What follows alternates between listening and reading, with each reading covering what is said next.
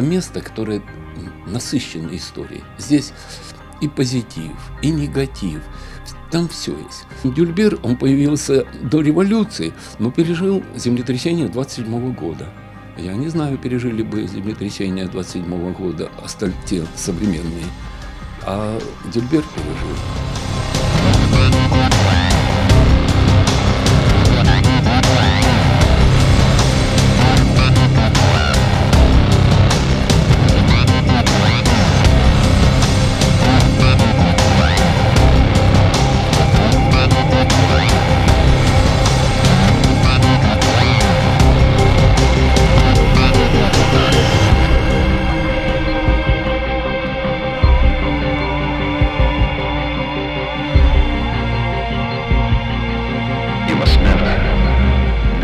Так как памятник сам дворец Дюльбер является памятником федерального значения, он в любом случае будет доступен. Это территория особо охраняемой природы территории. То есть они тоже должны быть в доступе.